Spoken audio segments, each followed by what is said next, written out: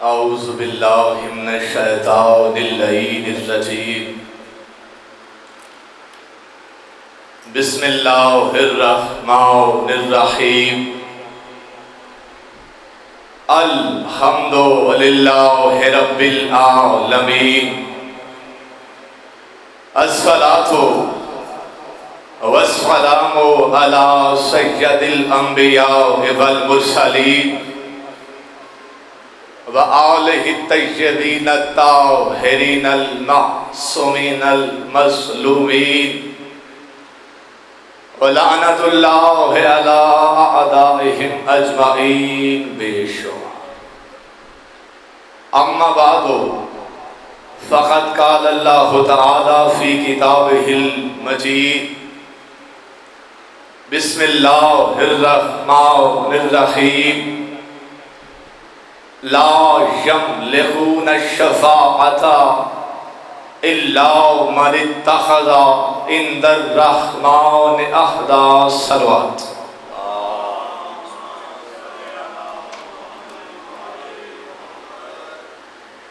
کافی سارے لوگ تشریف فرما ہیں۔ یہ وہ عبادت ہے کہ جس میں اللہ بھی تمہارے ساتھ عبادت میں شامل ہوتا ہے۔ مل کے صلوات پڑھیے۔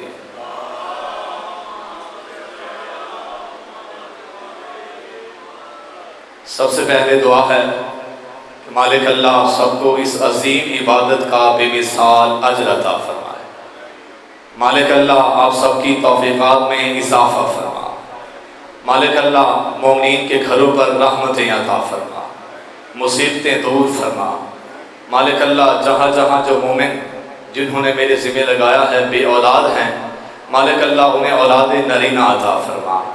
مالک اللہ ہم عزاداروں ماتمداروں کے نیک دلی مقاصد پورے فرما۔ مالک اللہ ہماری نوجوان نسل کی حفاظت فرما، ہمیں ہدایت اور صراط مستقیم پہ قائم اور دائم فرما۔ اور بانیان عظام بالخصوص قبلہ سجاد شاہ صاحب ہیں یا اور جن کے نام میں نہیں جانتا، جنہوں نے اس صفی اعلیٰ میں اپنا حصہ ڈالا ہے، مالک اللہ ان سب کی توفیقات میں اضافہ فرما، ان کے رزق میں اضافہ فرما، انہیں مصیبتوں سے نجات عطا فرما۔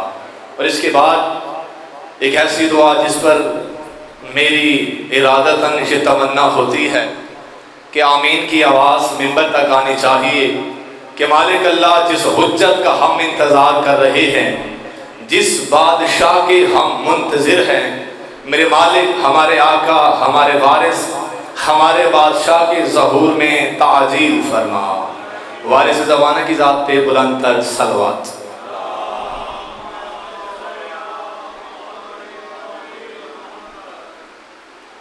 اجازت ہو تو نوکری شروع کی جائے۔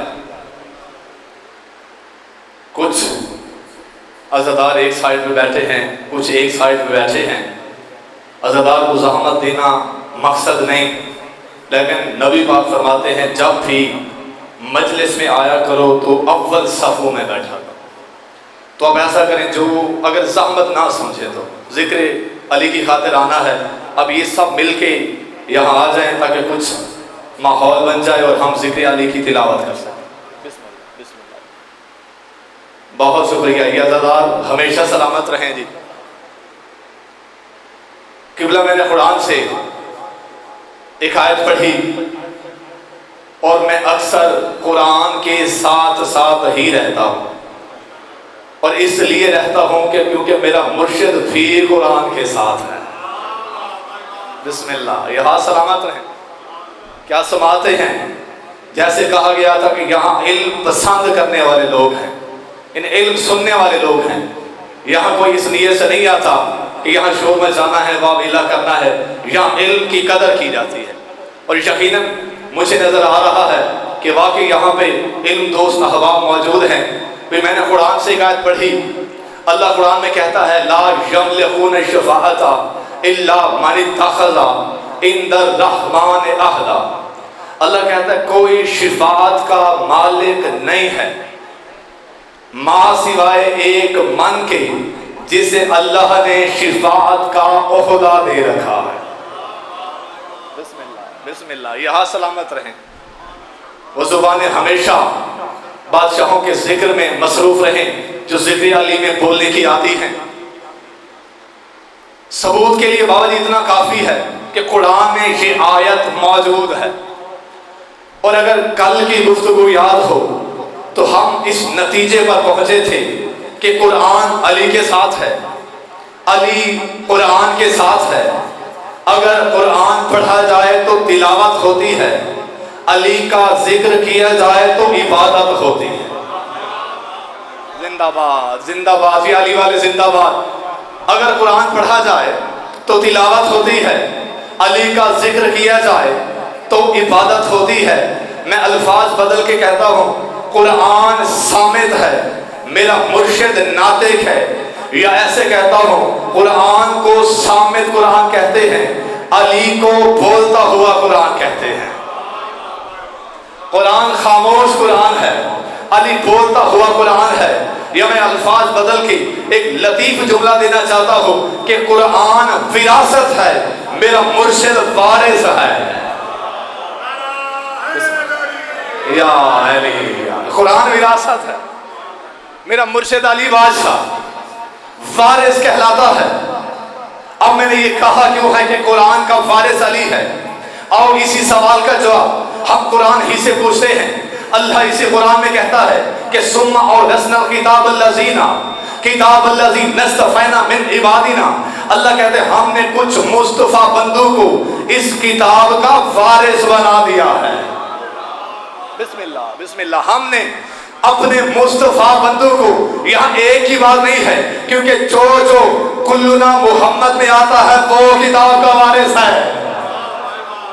جو کلنا محمد میں آئے گا وہ بھی اس کتاب کا بابا جی وارث کہلاتا ہے۔ اللہ نے کہہ دیا ہم نے اس کتاب کے اپنے مصطفیٰ بندوں کو وارث بنا دیا ہے۔ اب شریعت یہ تقاضا کرتی ہے، شریعت ہمیں بتاتی ہے کہ اگر کوئی بندہ کسی جگہ نماز پڑھ رہا ہو اور اس نے وارث سے اجازت نہ لی ہو تو اس کی نماز قبول نہیں ہے۔ بڑا قیمتی جملہ آپ کو دینا ہے۔ اگر کوئی بندہ کسی ایسی جگہ نماز پڑھے اور وارث سے اجازت موجود نہ ہو تو اس کی نماز قبول نہیں ہے، اس کی عبادت قبول نہیں ہے۔ اگر کوئی بندہ کسی غاصبی زمین پر مسجد بنانا چاہے تو وہاں پہ مسجد نہیں بنائی جا سکتی، وہاں پہ مسجد بنانے سے منع کیا گیا ہے۔ اگر کوئی بندہ غاصبی کھانا لے کر کھاتا ہے اور پھر روزہ رکھتا ہے تو اس کا روزہ قبول نہیں ہے، اس کی عبادت قبول نہیں ہے، اس کی عبادت قبول نہیں ہے۔ اب اگر کوئی بندہ کہیں پہ نماز پڑھتا ہے اور بڑی لمبی نماز پڑھتا ہے، بڑے اطمینان کے ساتھ نماز پڑھتا ہے اور بڑی قرت بھی ٹھیک طرح سے کرتا ہے، اس کا قیام بھی صحیح ہوتا ہے، اس کا رکوع بھی صحیح ہوتا ہے، اس کی عبادت بھی صحیح ہوتی ہے، وہ رو کے عبادت کرتا ہے، عاجزی سے عبادت کرتا ہے، انکساری سے عبادت کرتا ہے، مگر یہ عبادت کرنے کے بعد اگر وہ کسی سے جا کے پوچھتا ہے کہ میں نے یہاں پر عبادت کی ہے لیکن میں نے وارث سے اجازت نہیں لی، تو اسے ہر بندہ یہی جواب دے گا، بھئی تیری عبادت قبول نہیں ہے، تیری نماز قبول نہیں ہے، تیری عبادت قبول نہیں ہے، تیری نماز قبول نہیں ہے۔ تو اب پتہ چلا اجازت وارث کی ہو، یعنی وارث سے اجازت موجود ہو تو عبادت قبول ہوتی ہے، وارث سے اجازت موجود ہو تو عبادت قبول ہوتی ہے۔ اب میں پہلا جملہ دینے والا ہوں، اللہ کرے میرا جملہ ضائع نہ ہو، بھئی وارث سے اجازت موجود ہو تو عبادت قبول ہوتی ہے، یعنی شریعت نے ہمیں یہ بتا دیا کہ اللہ جب وارث کی اجازت کے بغیر عبادت قبول نہیں کرتا تو پھر وارث قرآن کی اجازت کے بغیر تلاوت کیسے قبول کرتا ہے؟ زندہ باد، سارے مل کے یا علی، زندہ باد۔ جو علم سننا جانتے ہیں علم ہوتا کیا؟ جب وارث کی اجازت کے بغیر عبادت نہیں تو پھر وارث قرآن کی اجازت کے بغیر تلاوت نہیں ہوتی۔ اگر قرآن سیکھنا ہے تو آل محمد کے در پہ آنا پڑے گا، اگر قرآن سمجھنا ہے تو دہلیز اہل بیت پہ جھکنا پڑے گا۔ اب ایسے ہی نبی پاک اور میرے آقا کے मखसूस भाई जिसे अली कहा जाता है, मेरे मुर्शिद अली बादशाह मिंबर कूफा पर, मस्जिद कूफा के अंदर मिंबर पर बैठे हुए थे। एक सहाबी आया, कहा या अली मैं आपसे एक सवाल करना चाहता हूँ। अली कहते हैं पूछ, तू मुश्किल कुशा के सामने आया हुआ है, तू सलूनी सलूनी का दावा करने वाले के सामने खड़ा है, पूछ कौन सा सवाल करना है। कहा अली सवाल ये है, क्या कुरान का ये दावा है कि कुरान में हर चीज का इल्म मौजूद है? अली फरमाते हैं बेशक कुरान का ये दावा है। कहा अली क्या कुरान में हर चीज मौजूद है? कहा बेशक कुरान में हर चीज मौजूद है। अब वो बंदा मुस्कुराता है और मुस्कुरा के कहता है या अली जरा ये बताइए अल्लाह ने कुल नबी कितने भेजे थे? अली फरमाते हैं अल्लाह ने कमो बेश 1,24,000 नबी भेजे हैं। कहा या अली मैंने कुरान पढ़ा है, मुझे कुरान में 29 नबियों के नाम नजर आते हैं। या अली बाकी नबियों के मुझे नाम नजर नहीं आते। अगर कुरान में हर चीज का इल्म मौजूद है तो फिर बाकी नबियों के नाम कहां पर हैं? या अली या तो मुझे नाम दिखा दे या फिर कुरान का ये दावा वापस ले ले। बड़ा कीमती सवाल। या तो मुझे नबियों के नाम दिखाए या फिर ये दावा वापस ले कि कुरान के अंदर हर चीज का इल्म मौजूद है। अब शुक्र अदा करें कि ये सवाल हमारे मुर्शिद अली से पूछा गया और हमें इसका जवाब मिल गया। अगर यही सवाल बेटियों से, ट्यूशन पढ़ने वालों से पूछा जाता तो अजब नहीं, ये मानना पड़ता और वो कह देते कि या तो नबी सिर्फ थे ही 29 या फिर कुरान से ये आयत निकालना पड़ती। हमारे आका से ये सवाल पूछा गया, एहसान है हमारे मुर्शिद अली का, तू सारी जिंदगी सजदे कर। इसका शुक्र फिर भी अदा नहीं होता कि अल्लाह ने हमें अली जैसा इमाम दिया है। हम दुनिया में अली ऐसे तो नहीं करते, हमारा मुर्शिद है ही ऐसा, हमारा इमाम है ही ऐसा। अली मुस्कुराते हैं और अली ने मुस्कुरा के कहा जरा ये बता इस मस्जिद के सामने ये दरख्त कौन सा है? कहा मालिक ये नीम का दरख्त खड़ा है। और मेरे मालिक फरमाते हैं कि नीम के दरख्त पे ये जो फल लगा हुआ है, अब नीम के ऊपर जो फल लगा होगा है भाई उस फल को नबोली कहा जाता है। अली फरमाते हैं अच्छा ऐसा कर, इस दरख्त के करीब चला जा और वहां से ये नपोली तोड़ के मेरे पास आ जा। नपोली तोड़ के मेरे पास आ जा, ये फल तोड़ के मेरे सामने आ जा। अब वो बंदा परेशान होता है कि मैंने कहा मुझे कुरान में नबी दिखाए। अली कहता है चल नपोली तोड़ के मेरे पास आ जा। अली था ना मसले हाथी, वो गया नपोली तोड़ी और नपोली तोड़ के मेरे मुर्शिद अली के हाथ में रखी। अली मुस्कुराते हैं और वो बंदा सोच रहा है कि मैंने सवाल पूछा था कि मुझे नबियों के नाम दिखाएं। अली ने कहा कि ये नपोली ले आ, ये नपोली ले आ। अली मुस्कुराते हैं और मुस्कुरा के कहा तूने जो सवाल पूछा है तेरे उस सवाल का जवाब इसी नपोली में मौजूद है, इसी नबोली में मौजूद है। हर बंदा मुतवज्जा हो के बेटे जुमला बड़ा कीमती देना है, तेरे इस सवाल का जवाब इस नबोली में पाया जाता है। वो बंदा सोचता है कि मैंने सवाल पूछा मुझे नबी दिखाए और मुझे नबियों के नाम दिखाए। अली बादशाह मुझे नबोली दिखाता है और कहता है तेरे सवाल का जवाब इसी में मौजूद है। कहा या अली मैंने नबियों के नाम पूछे हैं, आप मुझे नबोली दिखाते हैं, आप मुझे ये फल दिखाते हैं। अली फरमाते पहले तू मुझे बता अगर मैं इस नबोली को किसी जमीन में दफन कर दूं तो फिर क्या होगा? और वो बंदा कहता है अगर इस नपोली को जमीन में दफन कर दिया जाए तो वहां से नीम का दरख्त पैदा होगा। अब अली फरमाते हैं ये बता जब ये दरख्त पैदा होगा तो क्या इसका तना भी होगा? क्या याली तना भी होगा? क्या इसकी शाखें भी होगी? क्या याली शाखें भी होगी? क्या इसके पत्ते भी होंगे? क्या याली पत्ते भी होंगे? अली फरमाते हैं पूरा नीम का दरख्त इसी नपोली में मौजूद है, तू मुझे पूरा दरख्त दिखा, तू मुझे ये दरख्त दिखा। अब वो बंदा परेशान होता है और कहने लगा आ गया वो चूल्हे पे जिसके लिए मैंने ये सारा वाकया पढ़ा है। वो बंदा परेशान हो गया और परेशान होकर कहने लगा यानी ऐसे समझ में नहीं आएगा जब तक ये नपोली जमीन के हवाले ना की जाए, यानी ऐसे समझ नहीं आएगा जब तक ये नपोली जमीन के हवाले ना करो। अली मुस्कुरा के कहते हैं भाई अगर नपोली जमीन के हवाले ना करो तो ये नपोली तेरी समझ में नहीं आती। और इसी तरह कुरान अगर वारे से कुरान के हवाले ना करो तो कुरान भी समझ नहीं आ सकता।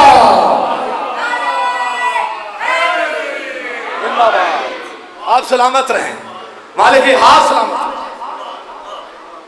अगर कुरान वारिस कुरान के हवाले न किया जाए तो फिर कुरान भी तुम्हारी समझ में नहीं आ सकता।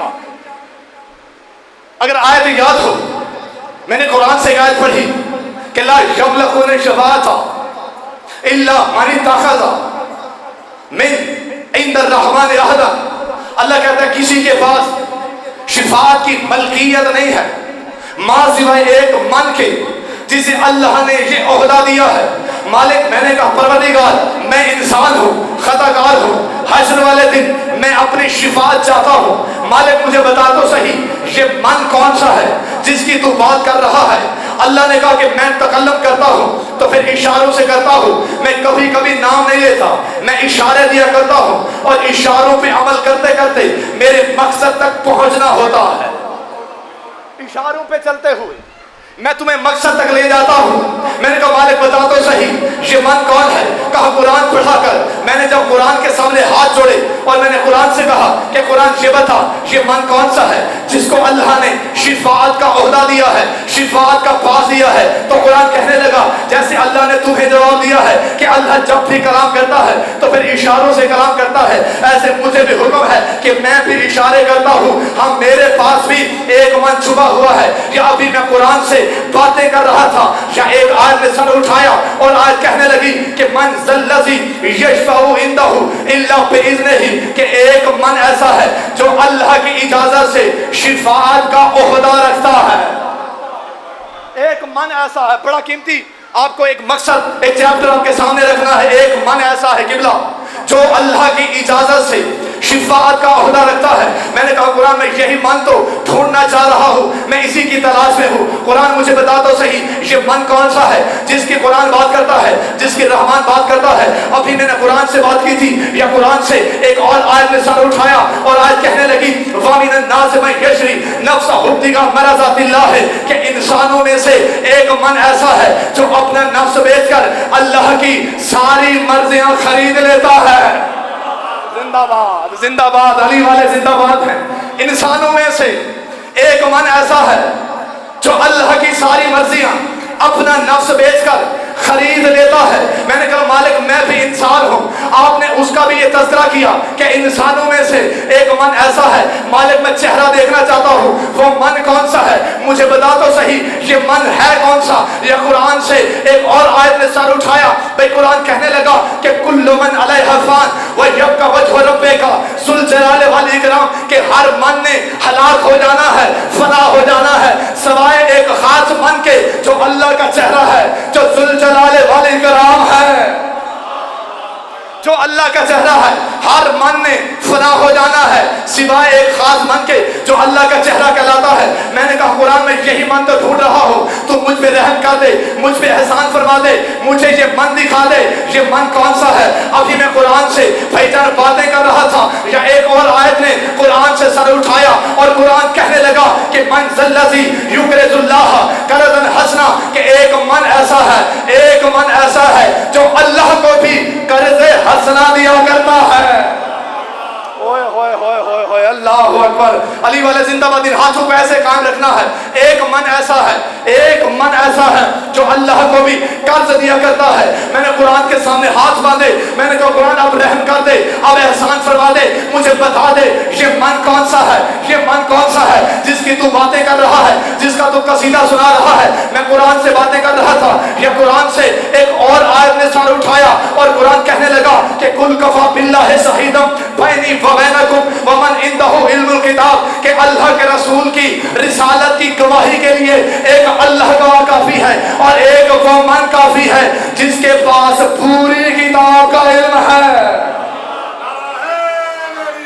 या बिस्मिल्लाह किबला जी, एक मन ऐसा है जो रिसालत की गवाही के लिए काफी है और उसके पास पूरी किताब का इल्म है। मैंने कुरान के सामने हाथ बोले, मैंने कहा कुरान अब बस कर दे, अब मुझे दिखा ही दे वो मन कौन सा है जिसके तू कसीदे सुना रहा है। अब कुरान भी जानता था कि मौलवी ने हिजरत वाले मन को नहीं मानना, मौलवी ने चेहरे वाले मन को नहीं मानना, मौलवी ने शिफात वाले मन को नहीं मानना। अब कुरान कहने लगा, कहा मुमताज नकवी अब तू दहलीज़ मुस्तफ़ा में जा और दहलीज़ मुस्तफ़ा में जाकर यही सवाल कर कि ये मन कौन सा है। कुरान जिसके कसीदे सुनाता है, कुरान जिसके इशारे सुनाता है, अल्लाह करे वो बंदा शिया ना हो। अगले जुमले पर जिसका हाथ नीचे रह गया, अब मैं दौड़ता हुआ दहलीज़ मुस्तफ़ा पे आया और मैंने सर रखा, मैंने कहा या रसूल अल्लाह अब तू ही रहम कर दे, अब तू ही एहसान फरमा दे।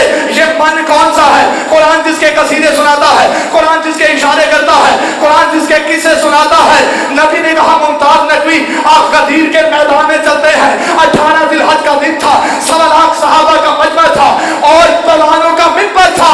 नबी ने अली का हाथ बुलंद किया और कहने लगे कि मन कुंत मौला हूं फहादा अली मौला। जिंदाबाद अली मुसार मिल गए भाई।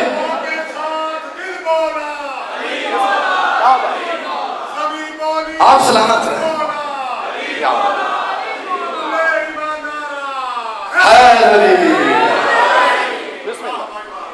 आप सब सलामत रहे। क्या कहने आपकी समात होगी। नबी ने बता दिया कि मन कुन तो मौला हूं फहाजा अली मौला, कि जिसका मैं मौला हूं उसका ये अली मन मौला है। अब समझ में आए कि कुरान किस मन की बातें कर रहा था। फिर नबी पाक ने आते ही ये जुमला ने कहा था कि मन कुन तो मौला हो फहाजा अली मौला। इससे पहले तौहीद भी बड़ा लंबा चौड़ा नबी ने खुतबा दिया था और एक आयत पढ़ी। मेरे रसूल फरमाते हैं कि कुरान में ऐसी आयत है अन नबी औला बिल मोमिनीना मिन अनफुसिहिम। नबी फरमाते हैं कि ये जो नबी होता है ये मोमिनों पर उनकी जान से ज्यादा हक रखता है। उनकी जान से ज्यादा, किबला बिस्मिल्लाह, उनकी जान से ज्यादा हक रखता है। अब जान पर हक रखने का भाईजान तकाजा क्या है? हक रखने से मुराद क्या है? भाई जान पर हक रखने का तकाजा ये है कि मोमिन चल रहा हो और नबी कहे रुक जा तो उसे रुक जाना चाहिए। मोमिन सांस ले रहा हो, रसूल कहे रोक लो तो फिर रोक देनी चाहिए। मोमिन नमाज पढ़ रहा हो, नबी बुलाए तो फिर नमाज छोड़ दे, पढ़ा ना करे। ओए होए होए होए, नमाज छोड़ दे, नमाज को जारी न रखे, क्योंकि हुज्जत के हुक्म पे लब्बैक कहना ये हक रखने का तकादा है। नबी मोमिन की जान पर उसकी जान से ज्यादा हक रखते हैं। अब मजमा मेरा साथ दे और मुझे तन्हा ना करे तो आओ मिलके हम पूरी तारीख में फिर निगाह उड़ाते हैं और फिर ढूंढते हैं कि आखिर मोमिन कौन कौन से थे।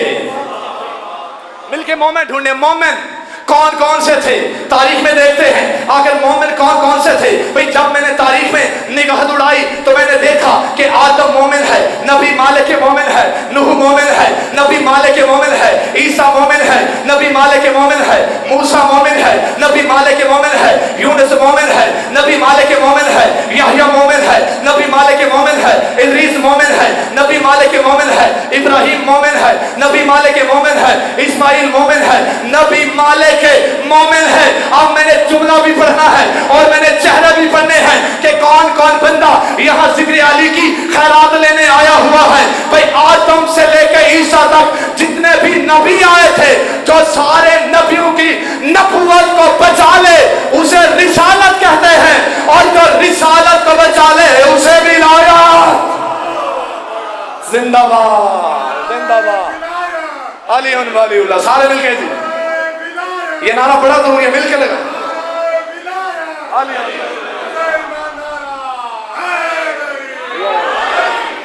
क्या कहने जी आपके,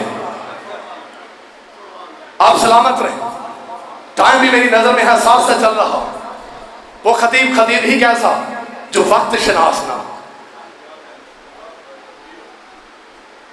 जो रिसालत को बचाए उसे विलायत अली कहा जाता है। तो फिर भी जुमला आ गया है, जुमला में देने लगा।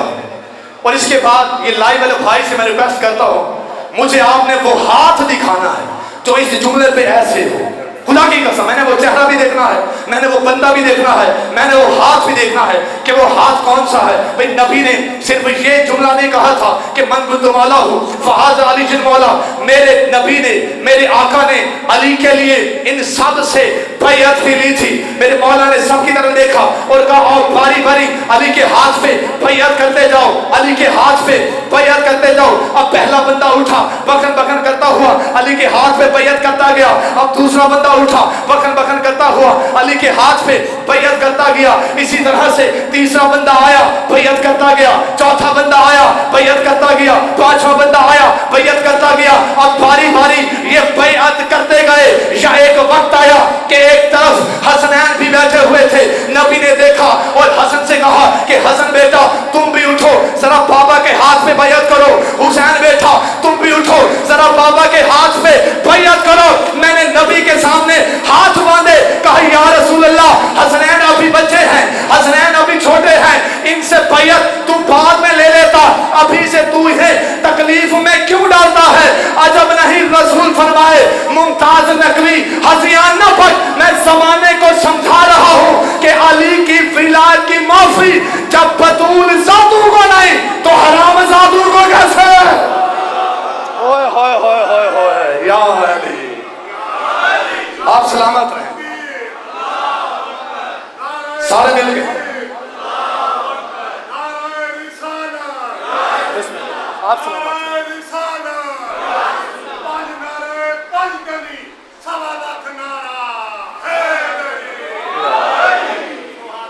آپ سلامت رہیں. مولا آپ سے راضی ہوں. مجھے ناچیز سید کے دل سے دعائیں نکل رہی ہیں کہ آپ نے علی کو ایسے سنا ہے جیسے علی بلند ہے.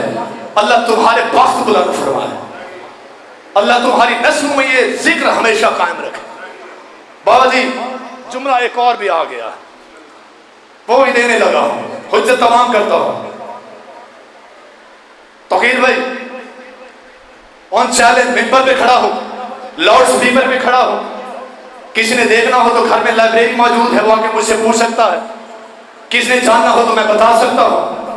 نہ میں ڈر کے پڑھتا ہوں, نہ میری وہ زندگی اتنی قیمتی ہے جو علی سے بچا کے رکھوں. میری لاکھوں زندگی علی کے نام پہ قربان ہو جائیں, مجھے اس زندگی کی ضرورت ہی نہیں ہے جو علی کے لیے قربان نہ ہو سکے. ہم زندگی علی کی قربانی سمجھ کے گھر سے نکلا کرتے ہیں. آؤ میں تمہیں لاؤڈ سپیکر پہ کھڑے ہو کر ایک اعلان کرتا ہوں کہ پورے مذہب اسلام میں نگاہ اڑائی جائے تو جو سب سے زیادہ مستند ترین حدیث ہے وہ حدیث غدیر ہے. سب سے زیادہ جو مستند حدیث ہے وہ حدیث غدیر ہے.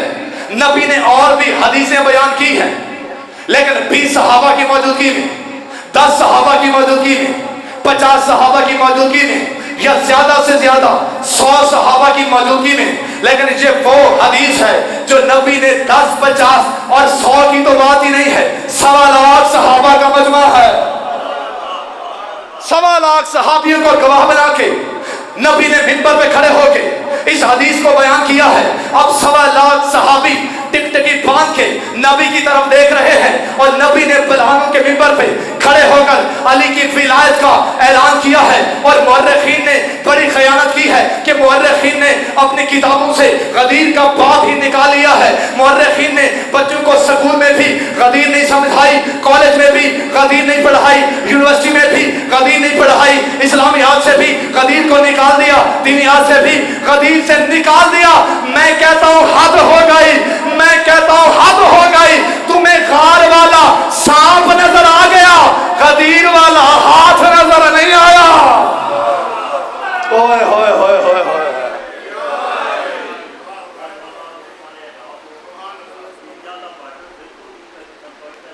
بسم اللہ, بسم اللہ, سارے مل کے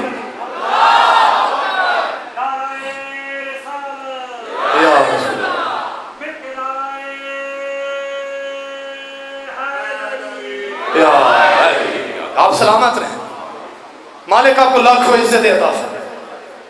تمہیں نبی کی مسواک یاد ہے, غدیر والا ہاتھ بھول گیا.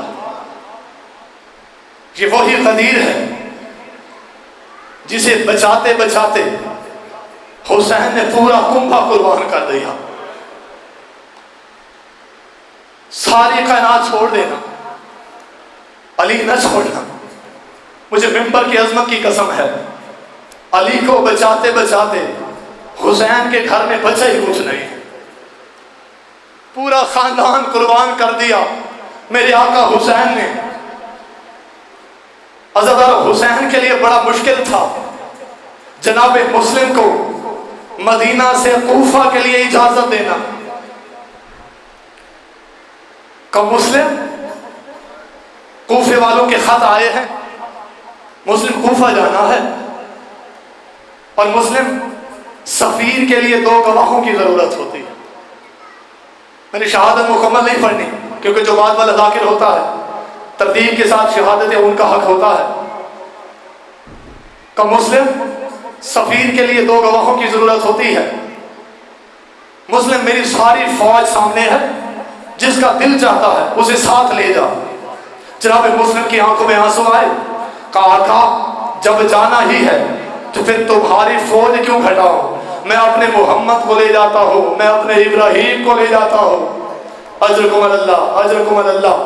کوشش کیا کر کہ ذکر آل محمد میں آ کے غم حسین پہ ہائے کر لیا کر، تاکہ بی بی تمہاری ہائے کی گواہ بن جائے۔ جناب مسلم تیاری کے لیے گھر کی طرف آتے ہیں، جو ہی آتے ہیں یہ سامنے دیکھا عباس کھڑے ہیں، آنکھیں جھکی ہوئی ہیں۔ یا جناب مسلم نے عباس کا ہاتھ پکڑا اور الگ کمرے میں لے گئے۔ عباس سے کہا عباس میری وصیت یاد رکھنا، یہ یہاں پہ سرائکی کی چند لائنیں ہیں، وہ میں آپ کی گوشگزار کرنا چاہتا ہوں، اور یہ لائنیں نہیں مسائل کا پہاڑ ہے۔ جناب مسلم نے عباس کا ہاتھ پکڑا اور جناب عباس سے کہتے ہیں کہ تیرے نال ہے پور شریفان دا نہ تھوکتے خیمے لاویں، تیرا ہر فیجی ہے غیرت مند ہر کہیں کو صبر دیواویں۔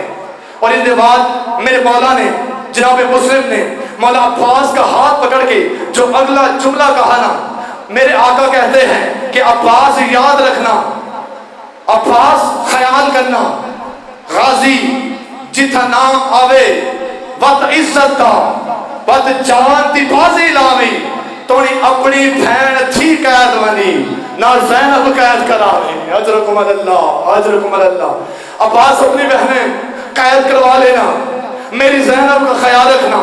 عزادار بس وقت گزرتا رہا، یہ وہ مظلوم ہے مسلم بن عقیل کہ کربلا میں جس کے 9 بھائی شامل ہیں اور 9 بھائی شہید ہوئے ہیں، جس کے 8 بھتیجے شہید ہوئے ہیں، جس کے 6 بیٹے شہید ہوئے ہیں، اور اسی غریب کی ایک معصومہ بیٹی تھی، وہ بھی اسی کربلا میں شہید ہو جاتی ہے۔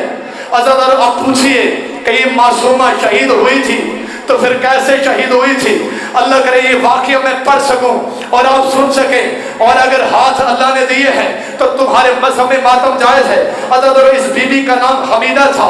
اہل تاریخ لکھتے ہیں کہ جب مولا حسین نے زین چھوڑی تھی تو اس کے بعد لشکر عسکریہ نیزے لے کر گھوڑوں پہ سوار ہو کر آل محمد کے خیام میں آ گئے، اور جو ہی یہ خیام کی طرف آتے ہیں تو یہی معصومہ بچی گھبرا کر خیمہ سے باہر آتی ہے۔ بس اس بچی کا خیام سے باہر آنا تھا، یا جناب قاسم کی طرح دائیں والے گھوڑے بائیں دوڑ گئے، بائیں والے گھوڑے دائیں دوڑ گئے، یا جناب مسلم کی یتیم بیٹی عزادار ویسے تقسیم ہو گئی جیسے قاسم تقسیم ہوا تھا۔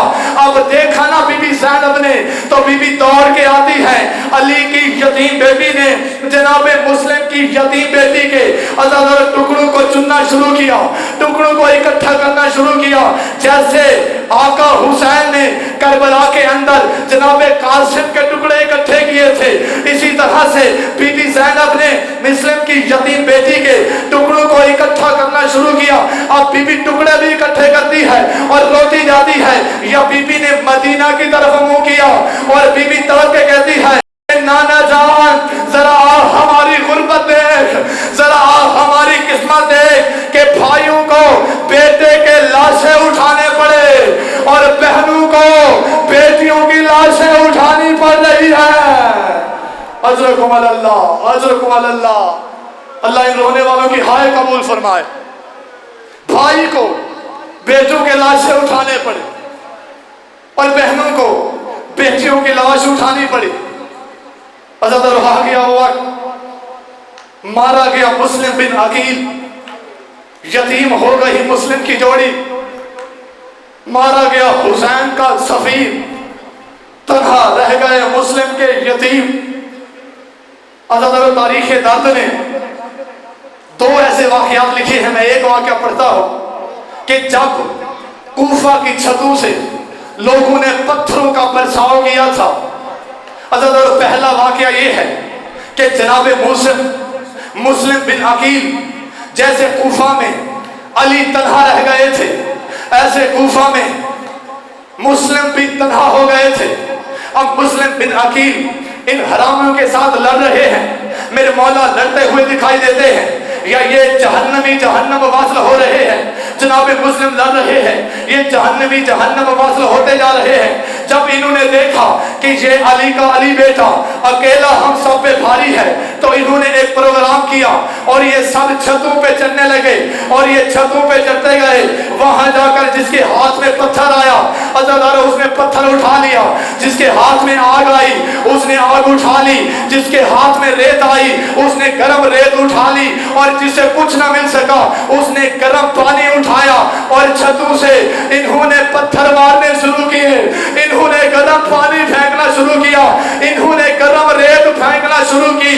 یہ جناب مسلم کا یہ حال ہو گیا کہ سر کا خون جناب مسلم کے چہرے پہ آ گیا اور پورا چہرہ لہو لہان ہو گیا. اب مسلم نے مدینہ کی طرف منہ کیا اور رو کے کہتا ہے، یا ابا عبداللہ الحسین، اب تو مجھ پہ راضی ہو جا. دیکھ تیرا مسلم اکیلا لڑ رہا ہے، دیکھ تیرا مسلم تنہا لڑ رہا ہے. لعنت اللہ.